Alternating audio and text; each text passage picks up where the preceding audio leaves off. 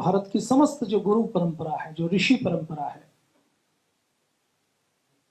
महर्षि पतंजलि, पाणिनि, महर्षि चरक, महर्षि सुश्रुत, गौतम, कपिल, कणाद से लेकर हमारे जितने भी पूर्वज रहे हैं, जिन्होंने अपना सारा जीवन देश व समाज के लिए लगा दिया, ऐसे महापुरुष हमारे आदर्श हैं। नेताजी सुभाष चंद्र बोस से लेकर, चंद्रशेखर आजाद से लेकर, पंडित राम प्रसाद बिस्मिल से लेकर, ये सब महापुरुष हमारे आदर्श हैं। हम इनके मार्ग पर चलने का संकल्प लेते हैं और इन्होंने जैसा भारत बनाने का संकल्प देखा था, वैसा भारत बनाने का उद्देश्य, वो संकल्प भारत स्वाभिमान का, पतंजलि योगपीठ से जुड़े जितने भी संगठन हैं उन सब का है। आपका आज प्रथम दिवस है। सुबह आपने परम पूज्य स्वामी परमार्थ देव जी के पावन सानिध्य में योगाभ्यास किया। अभी आपको इस दूसरे सत्र में हम आपका संस्था के साथ परिचय करवाएंगे। संस्था क्या है, संगठन की रीति नीति, संगठन का वाणी व्यवहार क्या है, उसके बारे में बातचीत करेंगे। सायंकालीन सत्र में हम आपको हमारा पतंजलि वेलनेस का, आयुर्वेद का अभियान क्या रहा है, पतंजलि वेलनेस क्या है, आयुर्वेद का उपचार कैसे होता है, हमारी स्वदेशी चिकित्सा पद्धति क्या है, उसके बारे में बताया जाएगा। और उसके बाद सायंकालीन सत्र में आपको हम भारतीय शिक्षा बोर्ड के विषय में जानकारी देने वाले हैं। तो आपका पूरा सत्र पूरी तरह से टाइट रहने वाला है। सब कुछ आपको सीखना है। समय बहुत कम है, केवल 3 दिन का समय है। आज का समय, कल का समय भ्रमण के लिए जाएगा। 17 और 18 तारीख केवल 2 दिन का समय है, तो उसमें आपको बहुत कुछ सिखाना है, बहुत कुछ बताना है। तो अभी आज हम प्रातःकालीन सत्र में 2 विषयों के ऊपर बातचीत करने वाले हैं। हमारा पतंजलि योगपीठ क्या है। देखिए, पतंजलि का अर्थ हो सकता है, कुछ व्यक्ति ये कहें कि पतंजलि का अर्थ महर्षि पतंजलि, जिन्होंने योग दर्शन लिखा,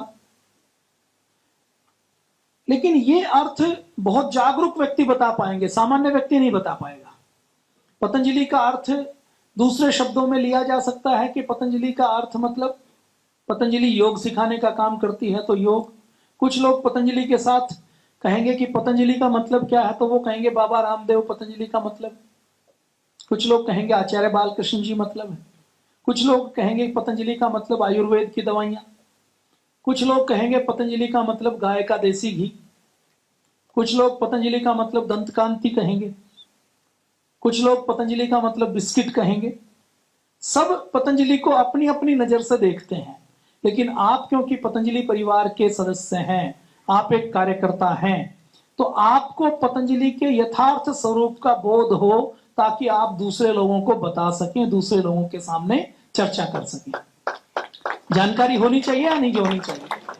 आप यहां आकर गए हैं तो आपके सामने कोई कहे कि पतंजलि के विषय में बताइए, तो आप पतंजलि का समग्र स्वरूप उनके सामने रख सकें। ऐसा आपको बनना है, ऐसा आपको करना है। तो सबसे पहले सत्र में हम अभी 1 से सवा घंटा चर्चा करेंगे हमारी संस्था क्या है, संस्था के स्वरूप की, संस्था के इतिहास की, वो चर्चा हम करने वाले हैं। देखिए, जब हम पतंजलि की बात करते हैं तो सामान्य तौर पर हमें 2 महानुभाव दिखाई देते हैं, परम पूज्य स्वामी जी महाराज और पूज्य आचार्य जी। परम पूज्य स्वामी जी महाराज और पूज्य आचार्य जी का जन्म एक अत्यंत साधारण परिवार में हुआ। दोनों ने एक सामान्य परिवार में, किसान के घर में जन्म लिया।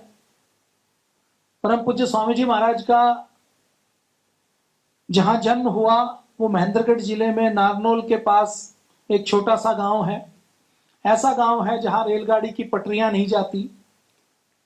ऐसा गांव है जहां पर कोई ट्रेन नहीं जाती, कोई सड़क नहीं जाती। उस छोटे से गांव में जन्म हुआ और जन्म लेकर गांव के ही प्राइमरी विद्यालय में पढ़ना शुरू किया। सरकारी विद्यालय में जैसे पढ़ते हैं, बिना किसी जूते के, बिना किसी ड्रेस के, पेड़ के नीचे, या पुराना जो भवन 1-2 कमरे आपने गांव के विद्यालय, सरकारी स्कूल देखे होंगे, उसमें पढ़ाई लिखाई शुरू हुई। और वो करते करते जब उनके बचपन में एक आर्य समाज के विद्वान स्वामी सोमानंद जी महाराज जब वहां पर आए और उन्होंने जब और कुछ प्रवचन करना प्रारंभ किया, भारतीय संस्कृति के बारे में, गुरुकुलों के बारे में, महर्षि दयानंद के बारे में, शहीदों के बारे में, क्रांतिकारियों के बारे में बातचीत की, सत्यार्थ प्रकाश नाम की एक पुस्तक के बारे में बातचीत की, उनको थोड़ा सा सिखाया।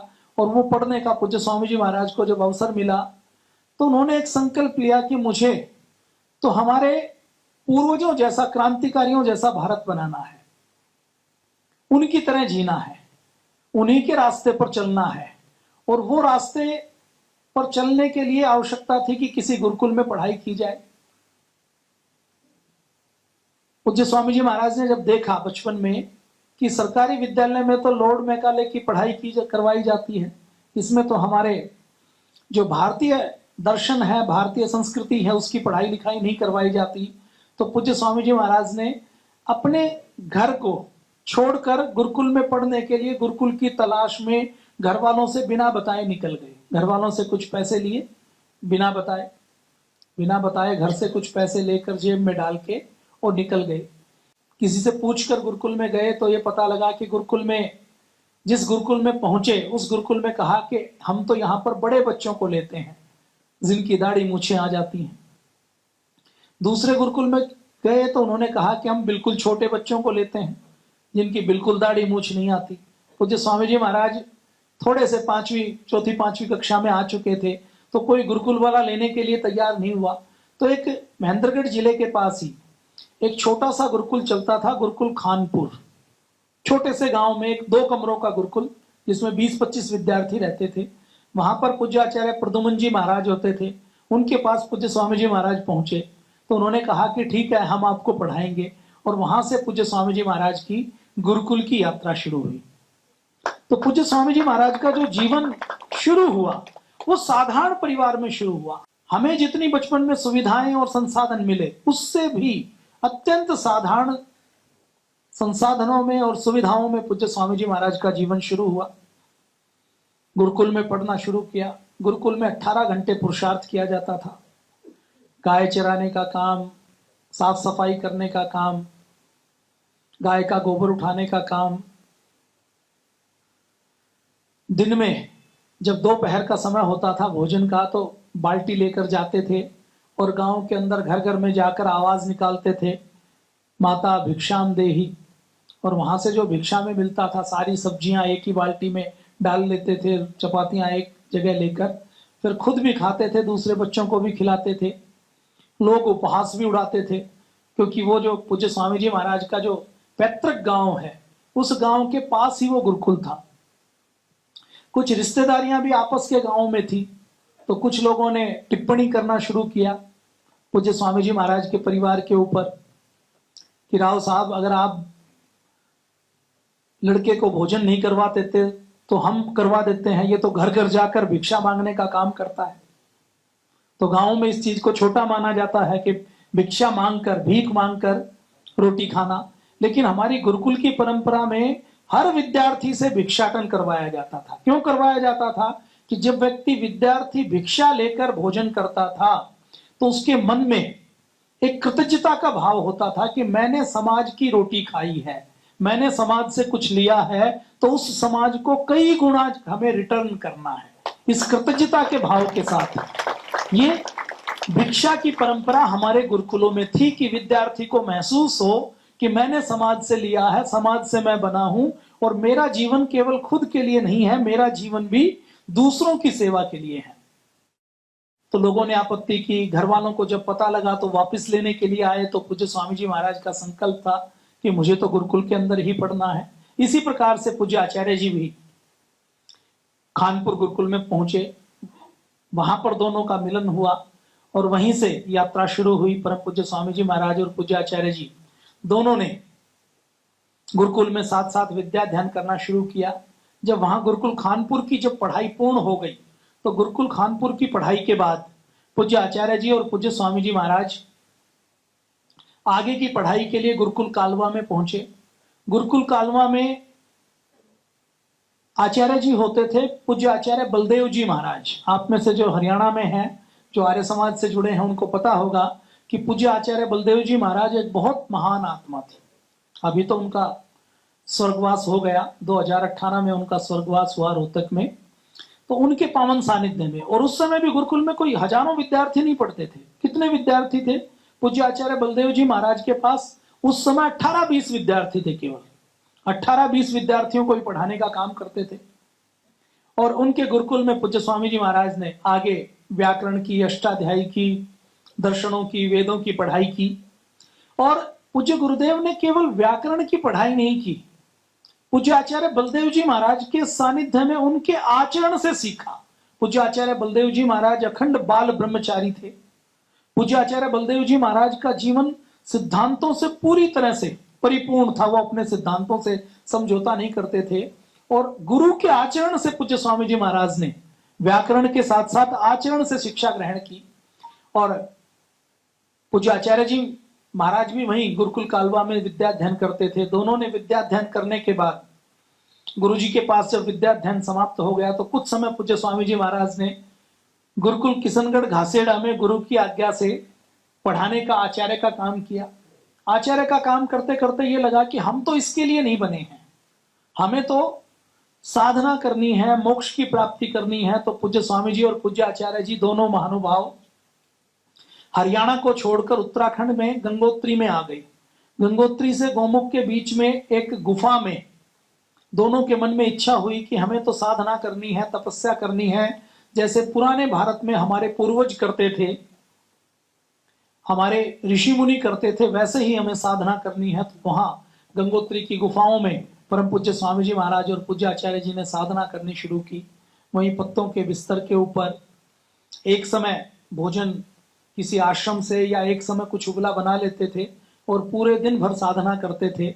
पास में एक कमंडल, एक कोई बहुत आवश्यक कोई एक बर्तन रख के न्यूनतम आवश्यकताओं के साथ साधना शुरू की। साधना करते करते कुछ लोग घूमते घूमते वहां पर पहुंचे, उन्होंने अपने रोग की बात की। तो पूज्य स्वामी जी और पूज्य आचार्य जी ने उनको प्राणायाम के बारे में बताया, जो गुरुकुल से ही करते थे। उनको जब शुरू में प्राणायाम के बारे में बताया तो उन्होंने कहा कि हमें तो ये प्राणायाम से तमास्थमा हमारा ठीक हो गया, हमारी बीमारियां दूर हो गई। और उस समय पूज्य स्वामी जी महाराज और पूज्य आचार्य जी ने भी ये सोचा कि अगर हम गंगोत्री की गुफाओं में साधना करते हैं तो केवल हमें मोक्ष मिलेगा, केवल हमें मोक्ष मिलेगा। हम अपना कल्याण तो कर लेंगे, लेकिन इस जगत का कल्याण करना है, इस भारत का कल्याण करना है।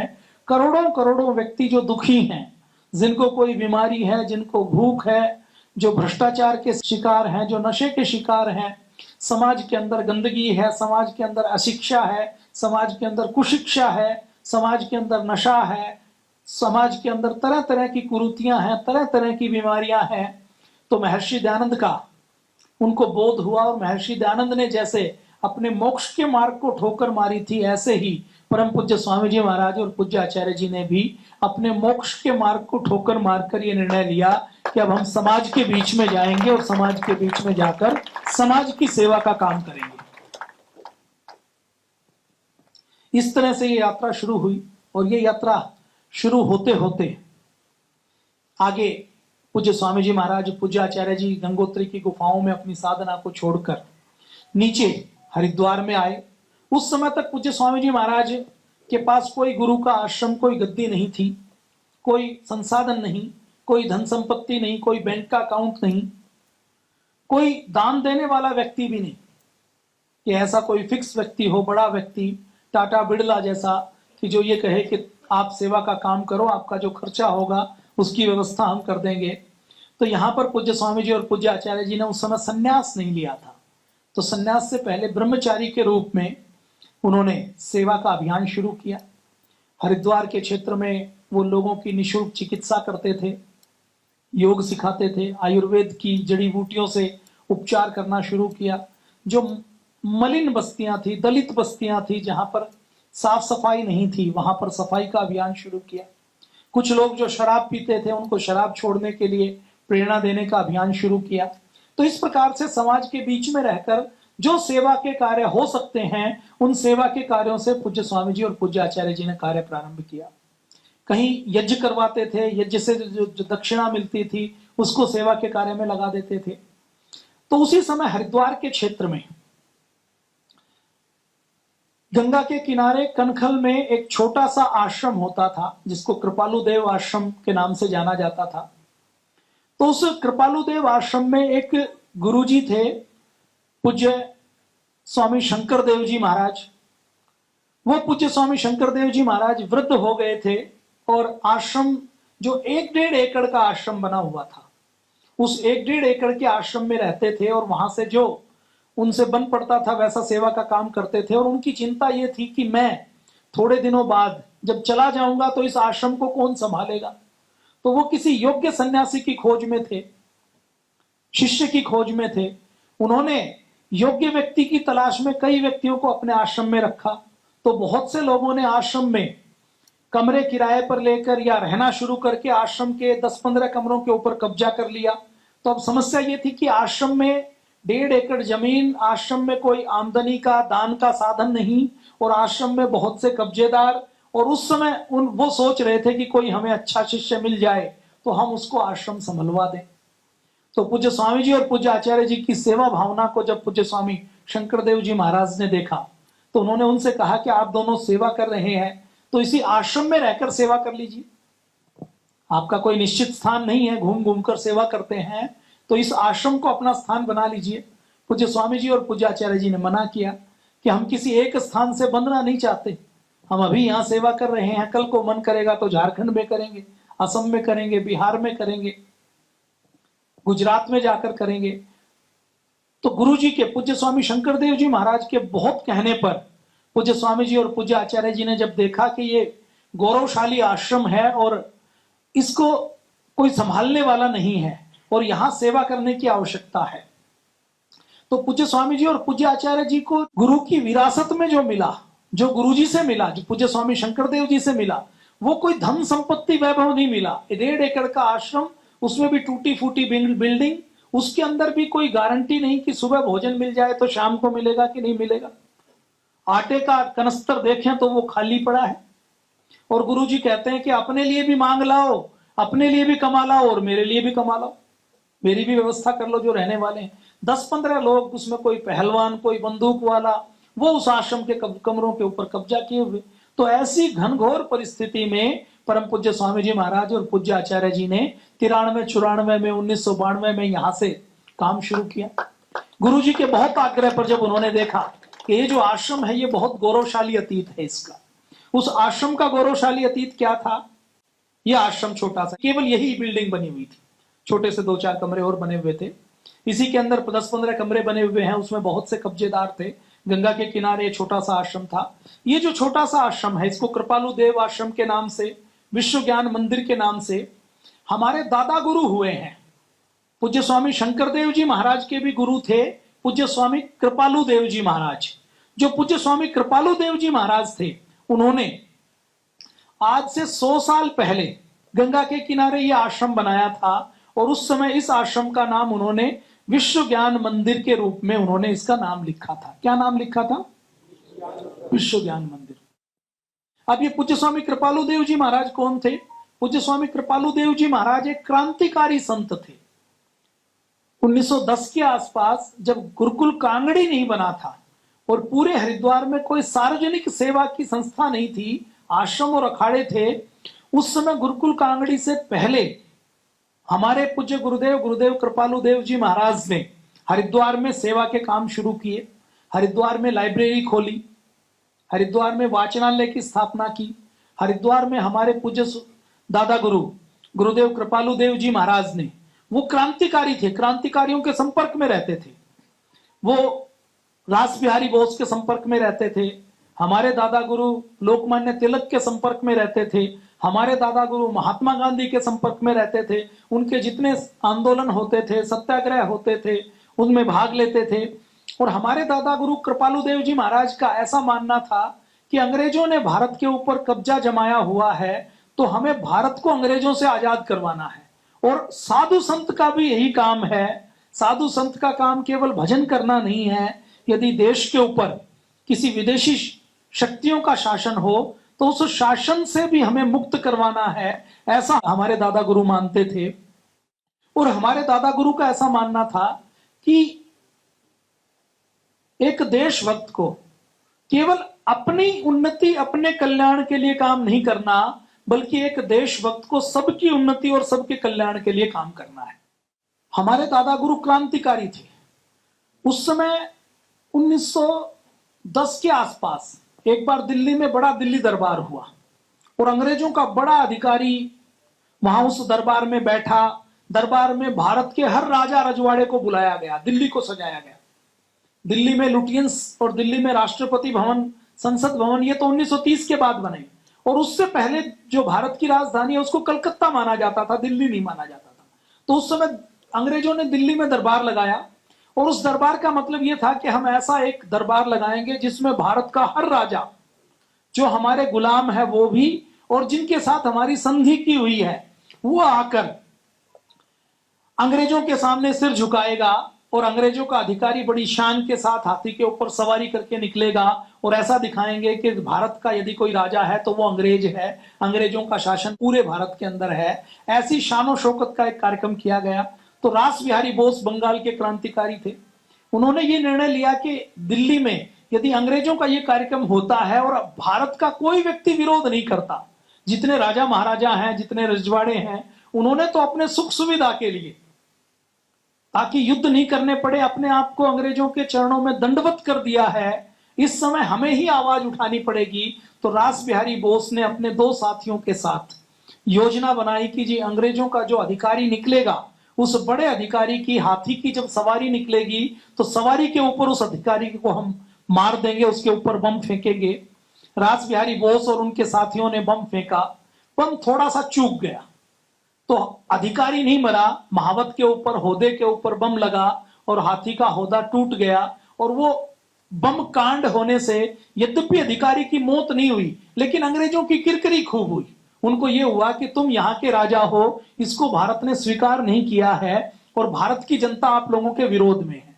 तो अंग्रेजों के ऊपर ये बहुत बड़ी चोट थी और अंग्रेजों को इससे बहुत मान हानि हुई और बहुत उनकी बहुत बड़ी बेइज्जती हुई। तो अंग्रेजों ने अपनी पूरी ताकत लगाई, अपनी पूरी पुलिस लगाई कि किसी भी तरीके से जिन क्रांतिकारियों ने ये बम फेंकने की हिम्मत की है उनको सरेआम हमें दंड देना है, उनको पकड़ना है। तो रास बिहारी बोस दिल्ली से आए। तो दिल्ली से हमारे दादा गुरु गुरुदेव कृपालु देव जी महाराज ने उस समय रास बिहारी बोस जी की छुपने में मदद की, उनका सहयोग किया जब अंग्रेजों की पूरी पुलिस उनके पीछे पड़ी हुई थी। यही इस लाल मंदिर में, दिव्य योग मंदिर में एक तहखाना भी है, उसके अंदर क्रांतिकारी छुपते थे। हमारे दादा गुरु गुरुदेव कृपालु देव जी महाराज ने रास बिहारी बोस को यहां पर रखा।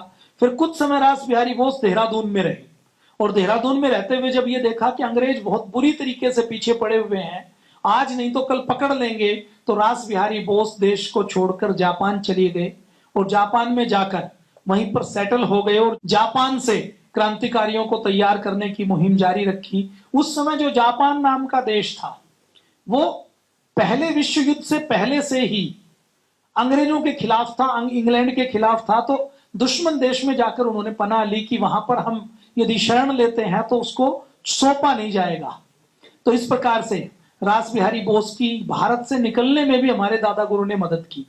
और हमारे दादा गुरु ने केवल रास बिहारी बोस की मदद नहीं की, लोकमान्य तिलक से मिलते रहे, महात्मा गांधी से लगातार मिलते रहे, उनका जहां कार्यक्रम होता था वहां पर पहुंचते थे। इसके साथ साथ हमारे दादा गुरु ने और सेवा के बहुत काम किए, क्रांतिकारी काम। और क्या किया कि वंदे मातरम के नाम से एक समाचार पत्र पहले बंगाल से निकलता था।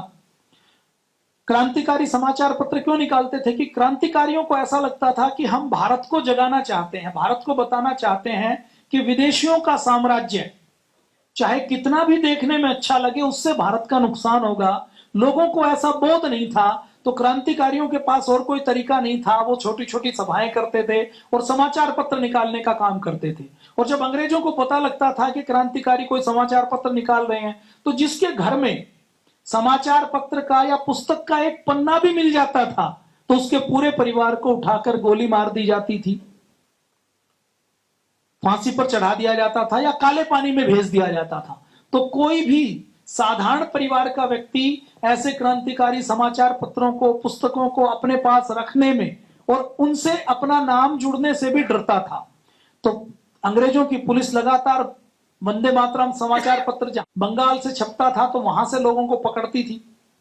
जैसे एक समाचार पत्र कहीं से मिला तो उसने कहां से लेकर आए, फिर कहां से छपा, प्रेस कौन सी थी, सबको पकड़कर जेल के अंदर डाल देती थी। जब बंगाल में वंदे मातरम समाचार पत्र छापना मुश्किल हो गया तो हमारे दादा गुरु गुरुदेव कृपालु देव जी महाराज ने उसका डिस्ट्रीब्यूशन, उसका वितरण, उसको भेजने का काम प्रचार प्रसार का इस लाल बिल्डिंग से किया हुआ है। मैं आपको ये क्यों बता रहा हूं? मैं आपको इसलिए बता रहा हूं कि कई बार आपने देखा होगा कि सुप्रीम कोर्ट ने कहा कि बाबा रामदेव माफी मांगे, स्वामी जी ने ये गलती कर दी। कभी कुछ न्यूज आती है, कभी कुछ न्यूज आती है। अच्छा, इस भारत में लगभग 7 लाख साधु संत सन्यासी हैं। कोई कोई तो 30 लाख इनकी संख्या बताता है, पर मिनिमम 7 लाख 10 लाख भी आप मान लीजिए। कितने साधु संत सन्यासी हैं जो समाज सेवा की बात करते हैं?